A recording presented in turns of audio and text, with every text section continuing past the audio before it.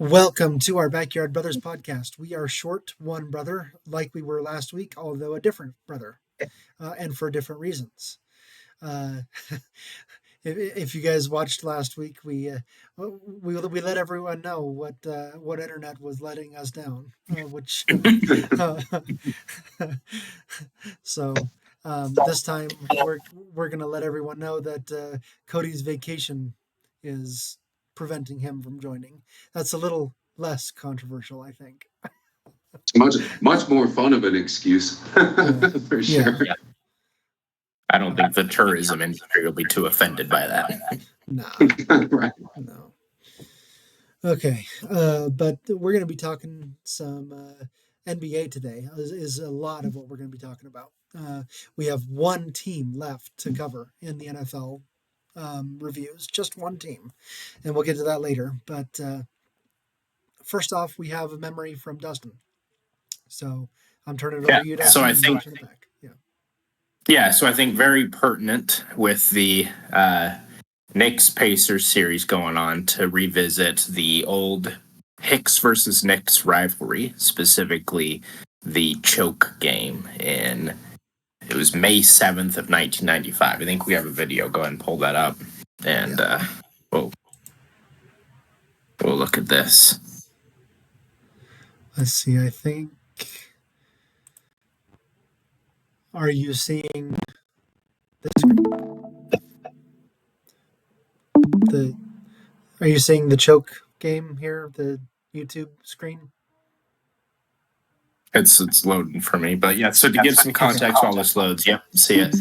Okay. So in this game, it's a playoff game. The reason why this is called the Hicks versus Knicks, rivalry is the Pacers and the Knicks met in the playoffs like 8 years in a row or something like that. This was kind of near the beginning of when that happened, but it definitely had some pretty bad blood in between the two teams because they're always meeting in the playoffs. Different teams were winning different games.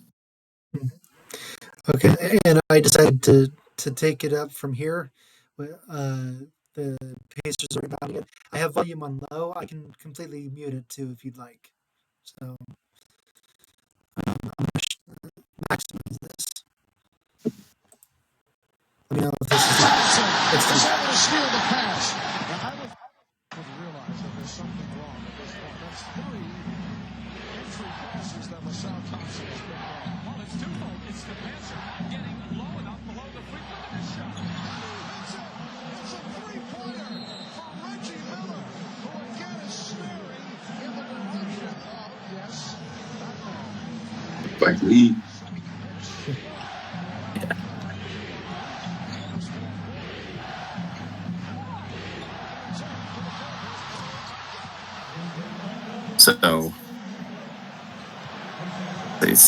So Reggie Miller is playing great all game long and getting up to the point, when there's going to be less than a minute left in which the real magic happens.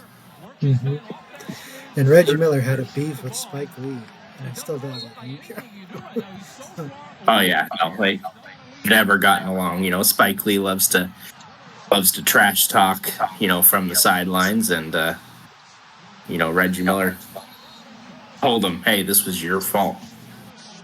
Yeah, you kind of forget just because of Reggie Miller's personality while commenting on NBA how much of a trash talker he was.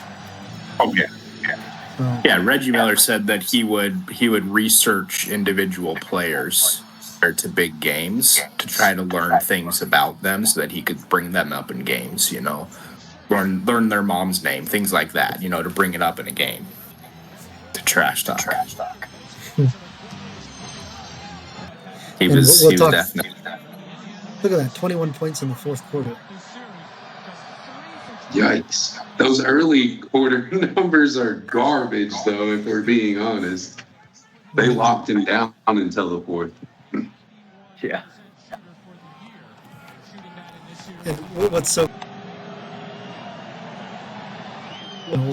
But Reggie Miller was commenting on that game. So Yeah. That's just fun. Yeah, I'll talk a little bit about that.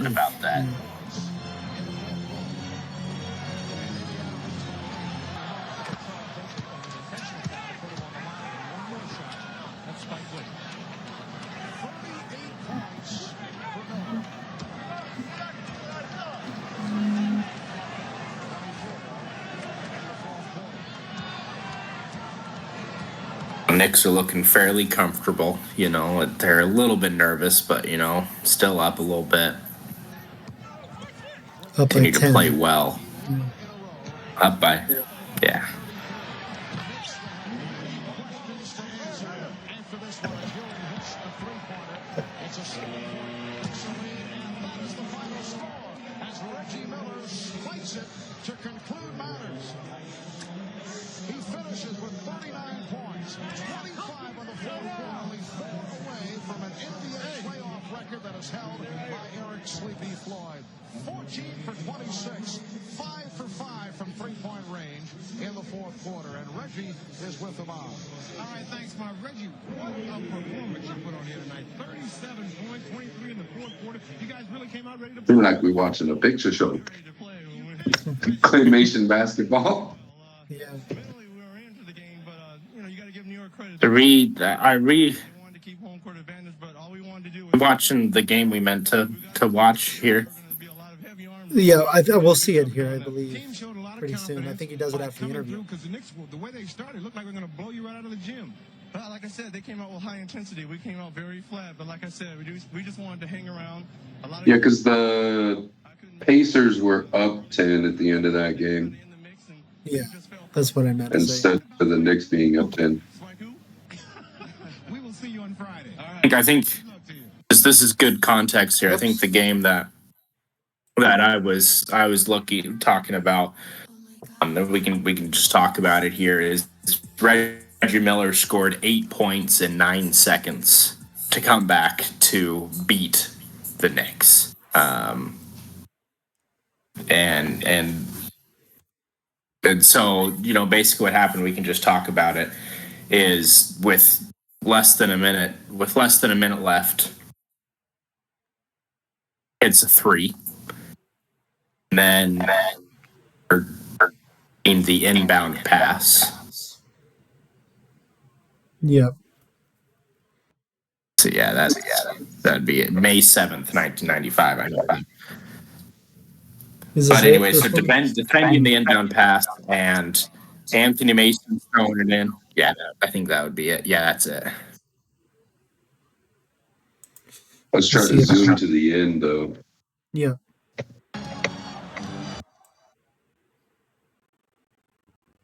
Where that little hump is. Yeah, there you go. That'll probably give us the most watched moments of this video. Anthony stumbles, and they can't get it to him. The ball gets stolen. Mason not able. And then defend. So yeah, if you go back just a little bit.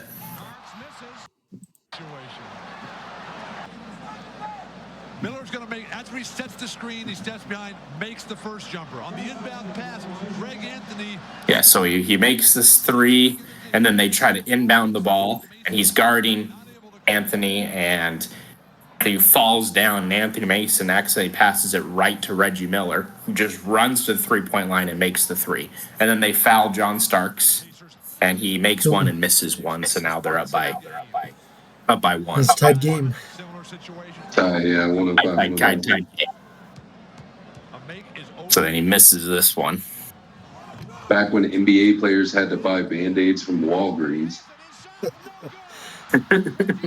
Really blew it. Patrick Ewing misses the tip-in. Pacers get the rebound, and they foul Reggie Miller, who goes to the line and makes 2 more points Why within would 9 you foul seconds Reggie of game Miller? time. Reggie Miller They had no choice. There's no time left on the clock. Yeah, but it was a tight game. So The ball. Last year. Yeah, they made some mistakes. So Reggie Miller scores 8 points in 9 seconds. Oh, he gets a steal here or no? Yeah. Oh, that's the end of the Yep, game. and they get the steal. Just get the steal. There, John Starks does surrender Cobra. And good old Reggie Miller goes up to Spike Lee. Gives him the choke. So he was doing that to Spike Lee as opposed to the team. It was more directed at Spike Lee. yeah, So it anyway, was about the team. so watching that, yeah, they've cut that part out of the out of the video. But yeah, he pulled Spike Lee, he choked. So anyway, fantastic, and I think this plays in perfectly to what happened last night, where the Pacers, again, for the third time in these playoffs, were down by 8 with less than a minute to go. And then Naismith had been fantastic all game long, but specifically in the fourth quarter, it hit 2 threes in a row in order to cut it to 6, and then with 7 seconds left is what happened in the video that I sent, and we can watch here again if we're able to. You're wanting to look at it with 7 seconds left? Is that where you want to start? I think I sent the time, so it's starting at like 5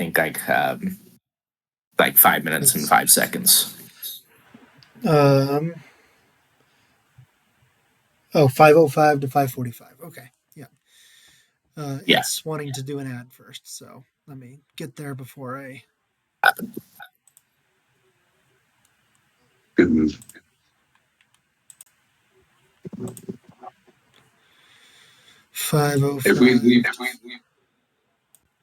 If we leave that muted too, let's kind of let Dustin lead our commentary on that. You know what I mean?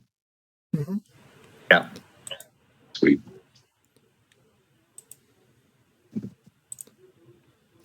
Okay. Sorry. All right. I'm gonna reshare entire screen. This one, share. You should be seeing this. Are you seeing the game?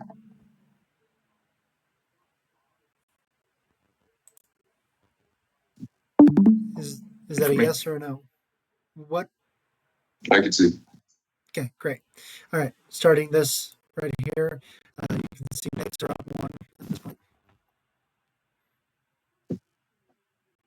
Yeah, so get that and inbounded to Tyrese Halliburton, who takes it, drives it all the way to the basket, and then runs back out and gets right to the 3-point line and boom, straight up in the air and straight back down to tie the game. And then look what he does right there, pointing at Reggie Miller to show him. And Reggie, they caught picture Reggie Miller just like smiling and pointing right back. So the thing was, it was not a 3-pointer. It was a he thought he had just won it. Stop that now. Instead, they tied it. Yeah, he thought he'd won it, which if he had tied his shoes a tiny bit tighter, he would have won the game. I mean, it was such a small little fragment right there on the 3-point line. And so this is fantastic. Amazing way to very nearly win the game. But anyway, that forced overtime. And they go to overtime, play great, and end up taking the a 3-point lead in overtime, getting the last minute steal, and then the Knicks had that 3 shots at a 3-pointer to try to get it and just couldn't get there. And so Pacers with another huge comeback win. What was their center's name with the 2 big dunks? Miles Turner. Turner. Yeah, I wanted to shout him out. Obi Toppin. Yeah, Obi Toppin had the big dunk. Yeah. At the very end. Obi Toppin had the big dunk at the end of overtime in order to extend it to a 3-point lead. Anyway, it's a memory. One memory 30 years old and one memory about 22 hours old. But, both of them absolutely fantastic and I think bring the same energy. Yeah. These playoffs any comments or thoughts on this? These playoffs have just been crazy. There's been some instances where stats tell the story. Obviously, down double digits with less than a minute left in the game, in a playoff game, for that to happen. I think they looked back over history and never, ever in a playoff game in the history of the NBA has had a team come back from double digits down in the first with a minute left in the first quarter to win a game. Ever. This was the first time that had ever happened. Um, so just crazy. And the Pacers are the cardiac kids for these playoffs. They keep doing this, and Tyrese Halliburton keeps hitting these clutch shots, and they are so much fun to watch. I picked the Knicks to win the series. I think I was the only one, but I hope the Pacers win just because they're just so much fun to watch. I think one thing I wanted to point it out is imagine you hit that what you think is a 3-point shot that turns out to be a 2-point shot. You do the whole choke ordeal and you lose in overtime though. How reverse epic would that be? That would suck so bad. Because you think like, oh, the game's over, I can go ahead and celebrate however I want, but now you got to go finish in overtime. And so I thought that was pretty interesting that like, oh, that wasn't the end. You got to go out there and keep on proving it. That was pretty cool. Yeah, and they did. Excuse me. 100%. Proved it, ended up winning, and then my favorite is so there's 0.2 seconds left on the clock, and Pacers have to identity. He just passes it to Karl Anthony Towns. Just, there you go. Towns just tries to chuck it, but I was like, what are you going to do the 0.2? That was pretty baller to just throw it right into Towns. Yeah.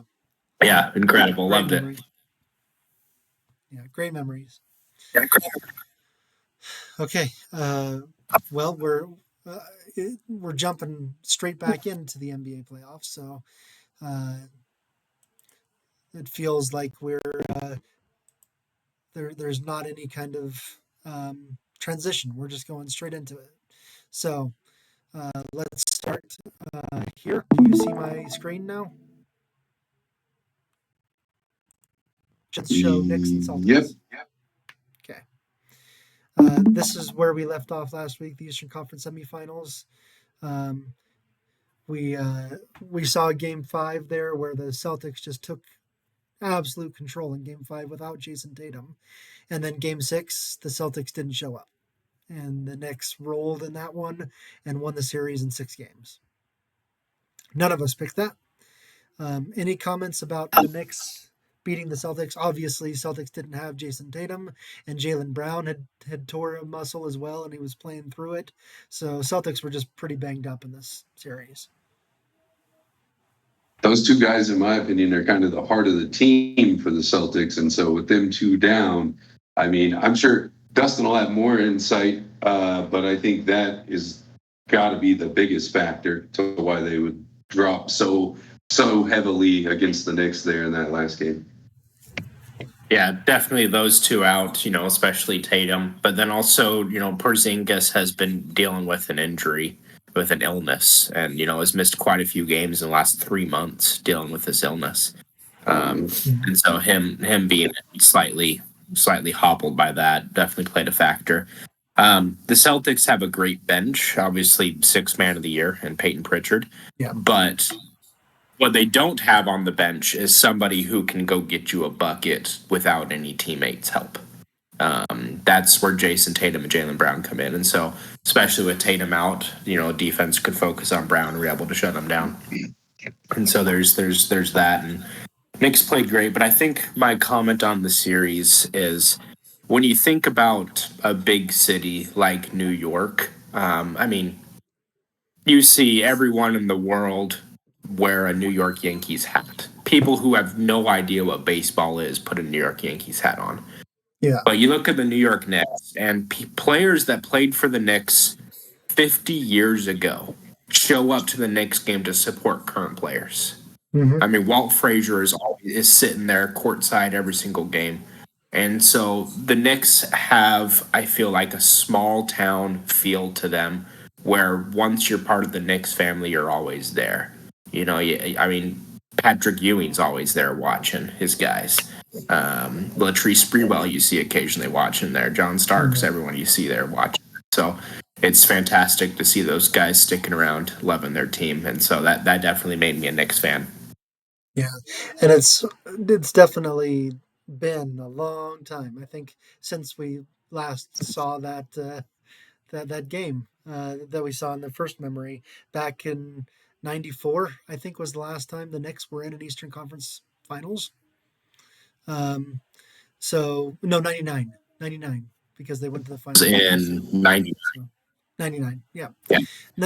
And so it's been a long time, and so they're really supporting their team to try and get back to the NBA Finals for the first time this century, this millennium, however you want to phrase it. So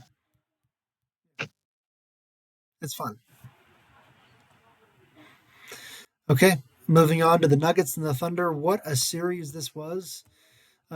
We looked at Game 5 there last week, where the Thunder went up 3 games to 2, and then the Nuggets at home in Denver took care of business, 119 to 107, to force a Game 7 back in OKC, and then the Thunder really flexed their muscles, showed their strength, and wrapped that up in 7 games, just like Yancey said. By the way, Thunder in 7. So.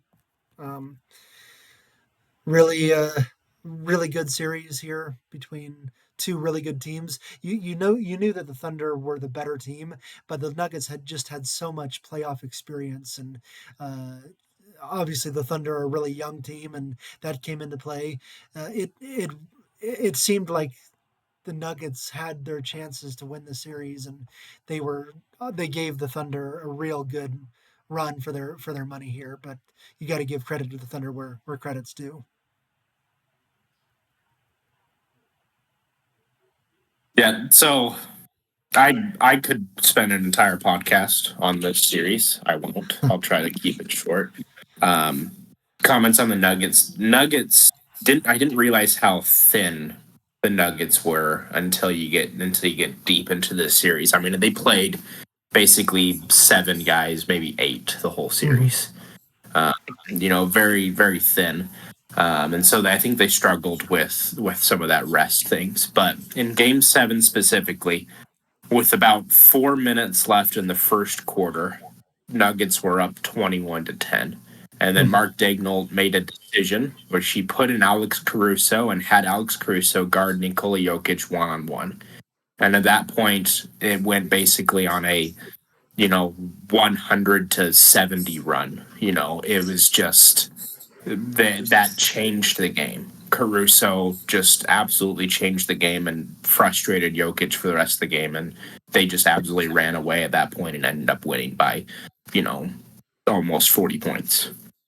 And it's all because of Alex Caruso really bothering Nikola Jokic and guarding him in a way that he normally does not get guarded.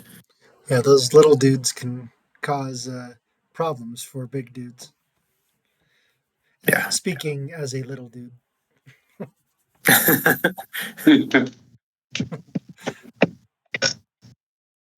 And you're talking about Alex Caruso. He's 6'5", so take that as you will, as what little dude means. But yeah, 6'5", 180 versus 7', 280. I mean, he's got 100 pounds on him, but Caruso has such good hands, such incredible hands.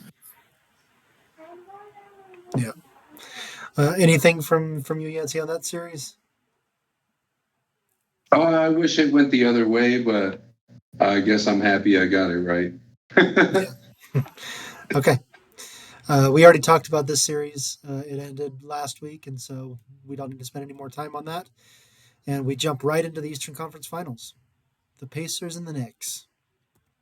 We just talked about first game there, where the Pacers came back from double digits down with a minute left in regulation to tie the game, send it to overtime, where they won. You can see down below, I'm the only one that has the Knicks winning this series, although I have it going 7 games, and the Knicks have home court advantage this series. But that was just a crazy game, unlike anything we've seen these playoffs, except for the Pacers doing it 2 other times these playoffs. It's incredible. We've never seen it before, except for multiple times that we've seen it before. Only the Pacers show us this. Yeah. So I think that the Pacers showed and have shown that they're capable of cutting leads. And I think a lot of that, you can talk about Tyrese Halliburton and how great he is. I think that's definitely can and should be said. But they're also they're playing 10 guys. They have a full bench that they're playing, and they have a really good bench. This Pacers team is not unlike the Thunder in the Western Conference. They have a great bench. They're good defensively. They shoot the ball extremely well. All of that is true for the Pacers, and so I think that they need to be considered as the serious contender, not just to get to the finals, but to also win it.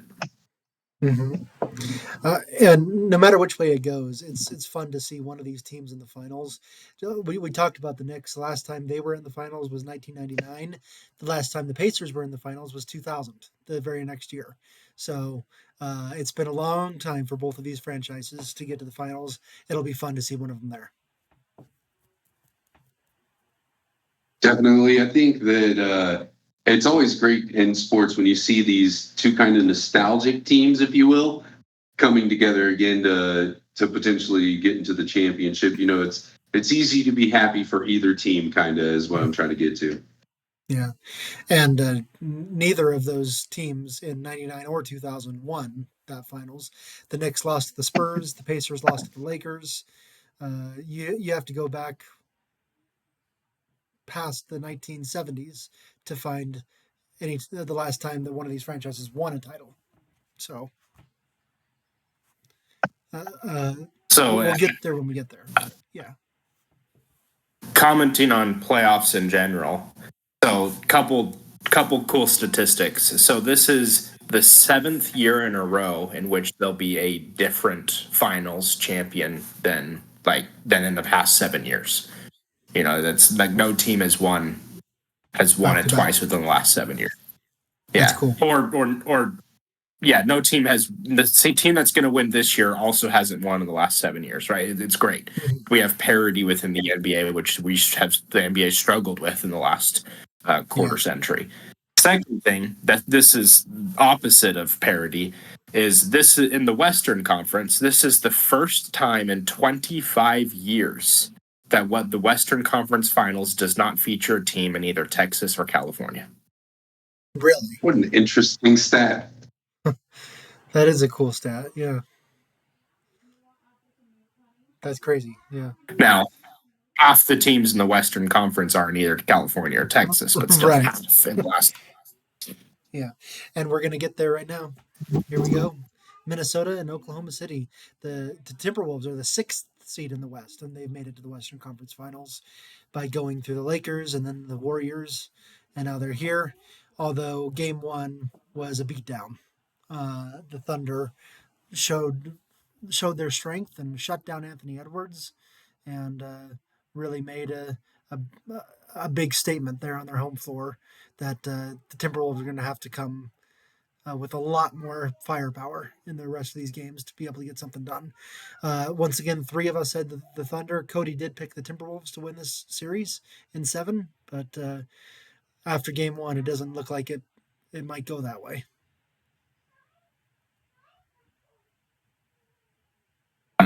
So for the Timberwolves, the good news is that in Game 1 they shot extremely poorly from the 3-point line. I mean, 20% or something like that from the 3-point line. Just very bad numbers. You're going to shoot better than that.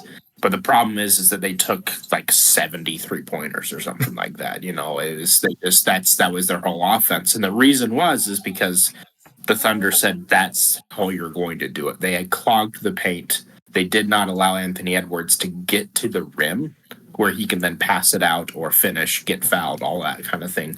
And so Anthony Edwards only took 13 shots the whole game.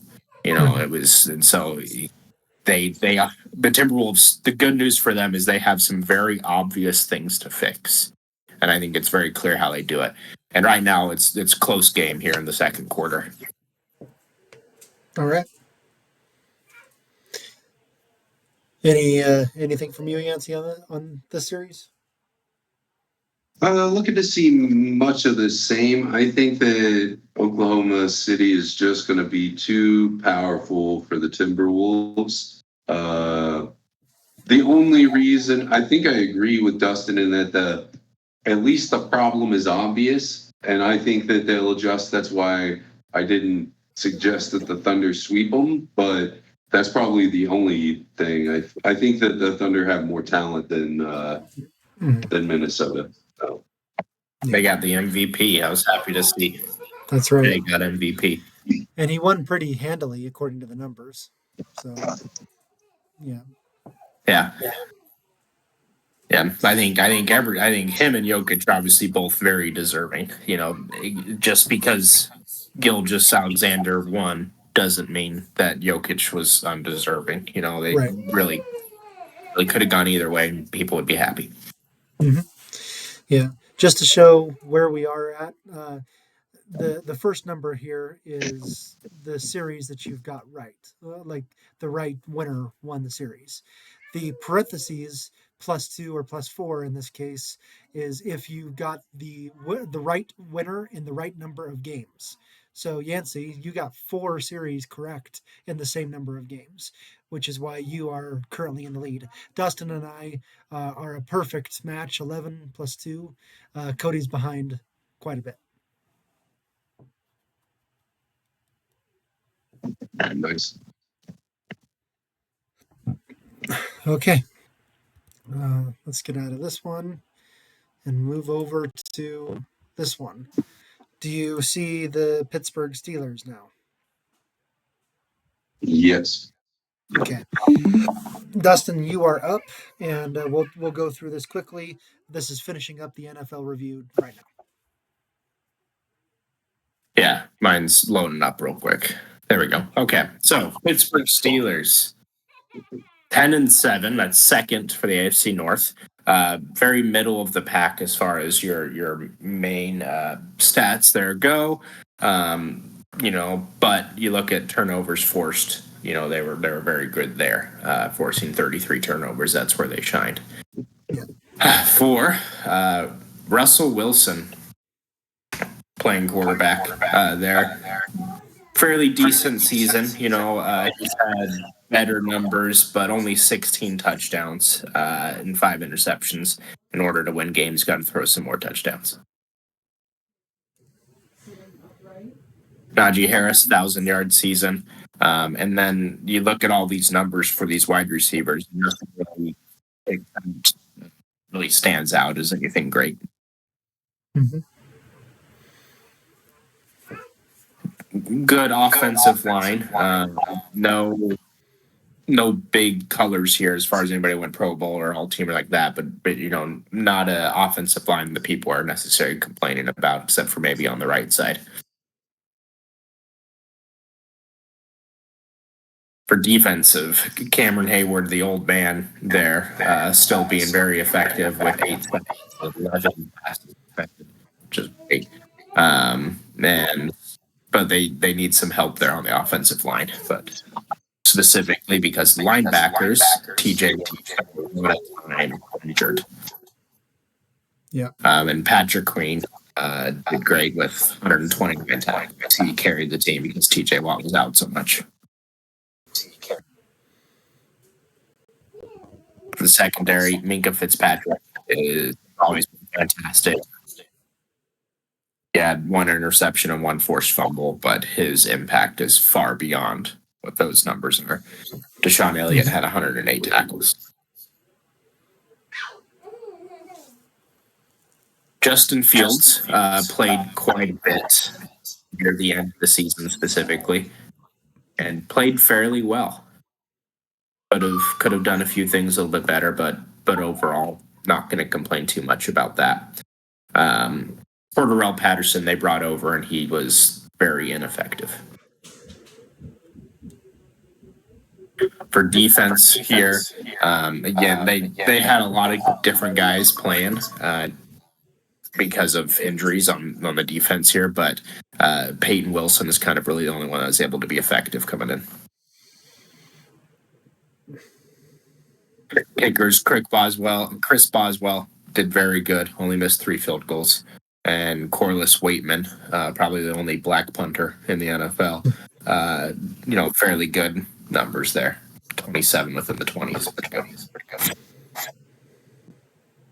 Mike Tomlin 18th season and 18 playoff appearances, I think, in a row as well.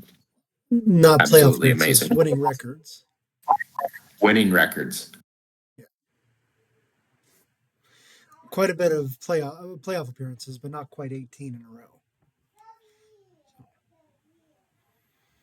But 18 winning records, that's something that'll probably never be beat again. Or I should say 18 seasons without a losing record. There's a little bit different when it used to be 16 games. He did go 500 a couple of seasons. Okay, stop there.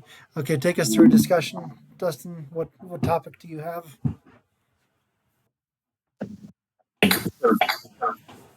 For first comments about Pittsburgh is I think at the beginning of the season, all of us were saying, well, 17 winning, non-losing seasons, that's pretty good. Too bad it's over now. And obviously that didn't happen. Went 10-7. Had a good year, got to the playoffs again. Obviously just a first round, but I'll open up commentary on that. All that I draw this up to a good season, even though they decided to move away from Russell Wilson and I think Justin Fields as well. Yeah, I wish Cody were here because I'm interested in his philosophy, and I will talk about his philosophy in a little bit here.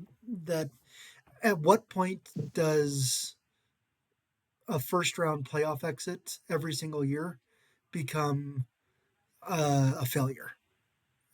Because they're obviously good enough to get to the playoffs every year, despite what they look like at the beginning of the season. Their defense is great, but they can't compete with teams like the Buffalo Bills or the Baltimore Ravens or the Kansas City Chiefs. Like those are the teams that have put them out in the first round of the playoffs every year. Is there? My question is if there's a time where if that keeps happening over and over again, where you don't get past the first round, is there something you have to change from a leadership down kind of standpoint, or is that good enough? Just saying that you got there at the end and you are competing. I mean, the playoffs are nice, but aren't we playing to be the champion, right? I think that plays into Cody's mindset a little bit, if I could play devil's advocate, so to speak. And I think for me personally, I think after 5, you show me 5 times that you're going to do the same thing. If we're losing consistently in the first round, we might look at coordinators first to see if that's something we need to change. But certainly after year 4 of getting kicked out of the playoffs every year, unless we have a spectacular record throughout the year, like the Colts used to struggle early in the playoffs after having really good seasons. And so I think you start at the lower coaching level and work your way up. At the 6-year mark, then you start to put it on Tomlin and say, hey, I don't know what we need to fix here, but this is a real concern. I think I look at it the other way. The GM, president have not put together great teams.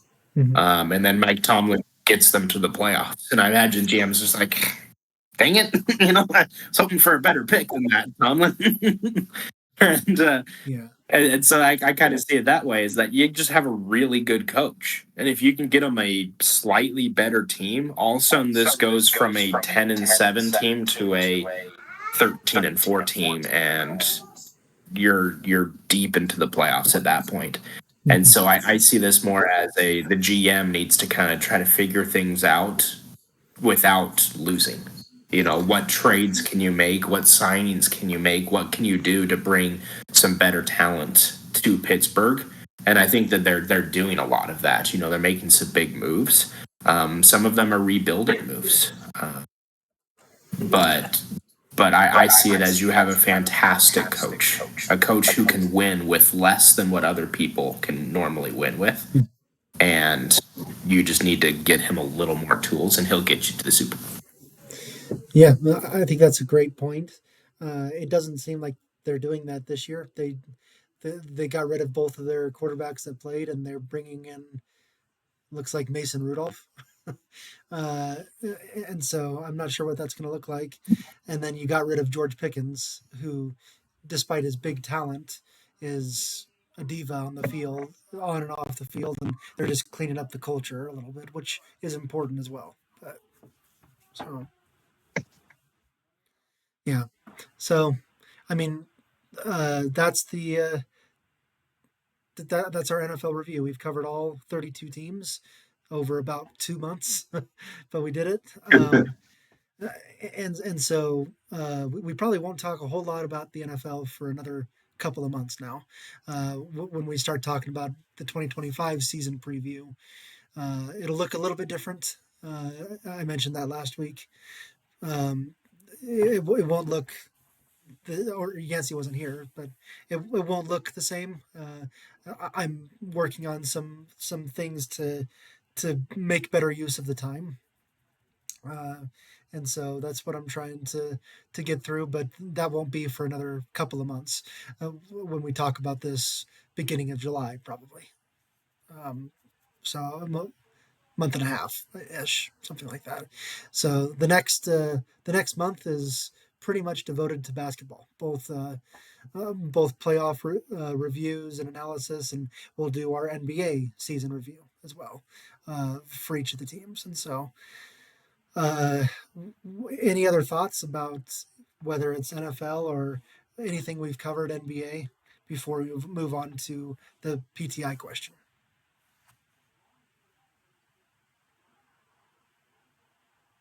I don't think so. Okay. So my PTI question from a couple of weeks ago, we've seen Jason Tatum go down, the star of the Celtics. We saw Steph Curry go down, the star of the Warriors.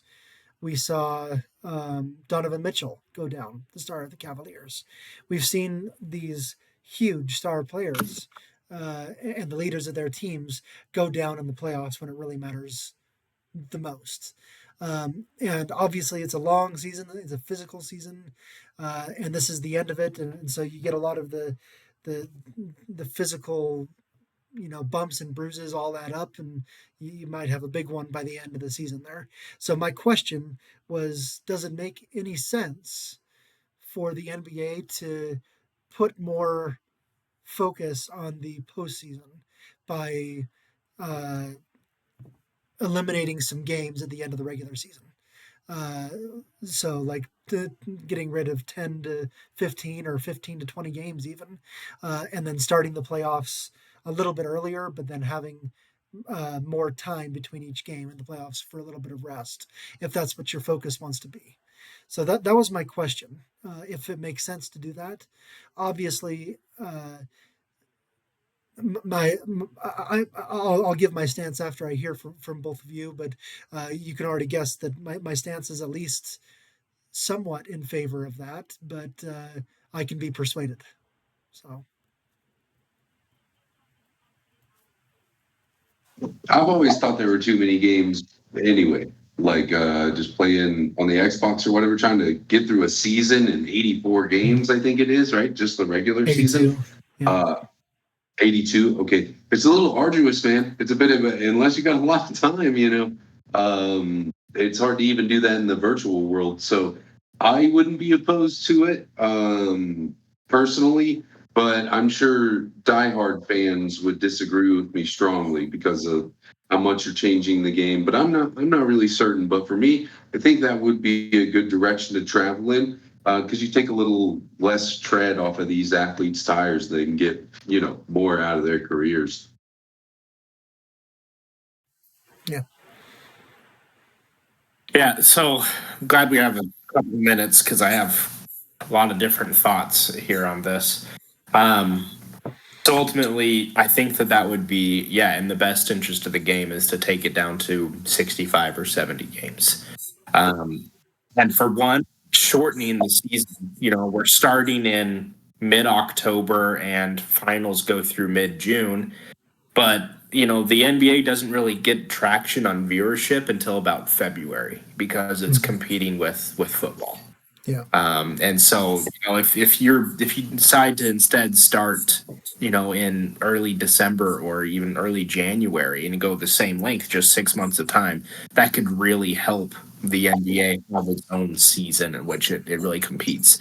Because baseball's the same way. Baseball doesn't really get traction until you get into summer as well.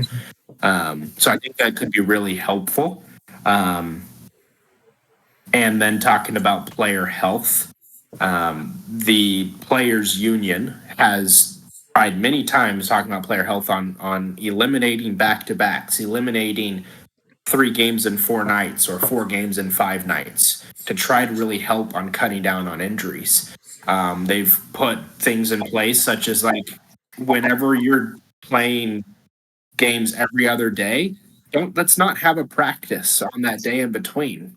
Can you have an optional practice, basically, that if a player needs to rest, it's a rest day for them? And so there's a lot of those things going, but it's not quite good enough because, if you make a deep playoff run, you're playing over 100 games, and that's long. But I don't think anything like a shortening of the season is ever going to happen because these owners absolutely do not care. They're trying to get money out of it. It's all about selling tickets. I 100% will guarantee you that there are going to be more games added to the season before there's less, in order to get more money. I mean, the NFL was already talking about adding An 18th game. Yeah. Already talking about that because owners don't care about CTE. They care about cash. And so, like, it's not going to happen. And so what I would love the players union to do is say, sure, go ahead, extend it to 90 games, but no NBA player will play more than 70. That's what I would love to see, is say, go ahead and put the bench out there for 20 of the games because we're not going to play more than 70. That's what I think would be in the best interest is, owners get their money, players stay healthy. Yeah, and if that were the case, who gets hurt? Or who hurt is the wrong word, but who gets stiffed? It's the fans that go to the game expecting to see LeBron James play when he's on the bench. They paid $150 to sit in behind the basket, hoping to catch a glimpse of Stephen Curry chewing on his mouthpiece while shooting a free throw, or Kawhi Leonard, or any of these stars that are sitting because it's the second half of a back to back. So all for player safety, all for all those things, and also obviously when owners want to make money, like all of that is true, but you're hurting the people that you're counting on to give you money. These fans that are showing up to the games, paying a bunch of money, and then your guy isn't playing because uh, you're wanting to rest him for the playoffs. So that's the concern, and that's I think it's got to be a concern that is understood by the owners, but they may not care. They may be pushing through a brick wall because you don't know that LeBron's not going to be playing or Steph's not going to be playing when you buy the ticket. So I don't care what you think now. You already gave me your money, so I don't know. And I think something that should be considered is that players do have something in there that would keep them motivated to make the season longer. Their paychecks are huge. Yeah. You've got guys signing $400 million deals. If you cut the season and then the owners come back and say, okay, we're going to cut your deal from 400 million to 250, they're going to say, wait, hold on. No, let's not do that. And so right now it's just such a cash-driven industry, like every industry is, but so cash-driven that I think it's going to be hard to do anything other than add games. And by doing that, you're adding injury. Yeah. And you don't. I mean, injury is part of every sport. It's part of every game, and you have to manage it. And winning a championship is just as much about injury luck as it is about skill and talent. We've seen that, but at the same time, um, when you see a bunch of them add up right in a row during the playoffs, where Jason Tatum goes down and Steph Curry goes down and Donovan Mitchell goes down, and those teams all lose, when it could have been different if they were in the game healthy, then you've got to start thinking about the integrity of basketball there. Maybe it would happen anyway that those guys would all get injured if they shorten the season anyway. Maybe it's just bad injury luck. But is there a way that you can try to get the best product on the court and not having a bench player playing for Donovan Mitchell? So And I think that I think the NBA is very aware that you look at Jason Tatum's injury. You know, torn Achilles are happening more and more in basketball and in all sports, but in basketball, it's happening more and more. And a torn Achilles, it's not a trauma injury. It's not the result of something going wrong in your body. It's the fact that you're using it so much that eventually it tears, versus a broken bone or something. And so that definitely shows that the Achilles in that case is being overused. yeah, good comments. Anything else from anyone about this topic? We're good. Okay. All right. We are done with NFL reviews. Um, So we'll come up with an agenda next week that focuses on basketball, and we can even revisit some college stuff if we want. But we'll definitely be doing NBA stuff, playoffs and memories, and doing a little bit more of this type of style of PTI questions because we have a little bit more time to delve into this over the next couple of months, month and a half or so. And so looking forward to really talking about philosophies and everything like that with you guys. I think that's been some of my favorite conversations, and so want to and I hope for those listening that that's been interesting as well. And so give us some topics to talk about. We're on Discord now, and we'll make sure to promote that in our YouTube and our Facebooks and everything like that. Come join us in Discord. Give us topics to talk about, and we'll we'll do that. So other than that, thanks everyone. Later, boys. Yeah.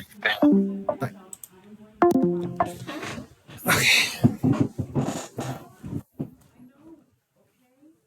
Ivy, I can come out with you. Are you done with your podcast yet? Yeah, I said I could come out with you.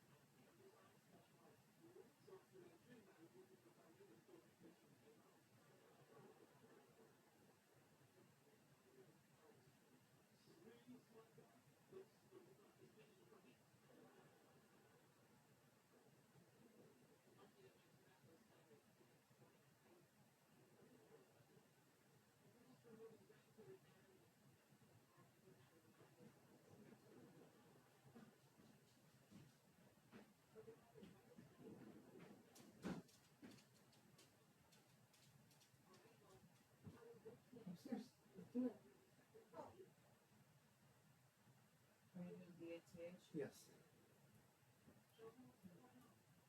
I think it should be your turn to do that tonight. What? Because I've been doing the last few nights. Oh. Like last night and the night before. Yeah.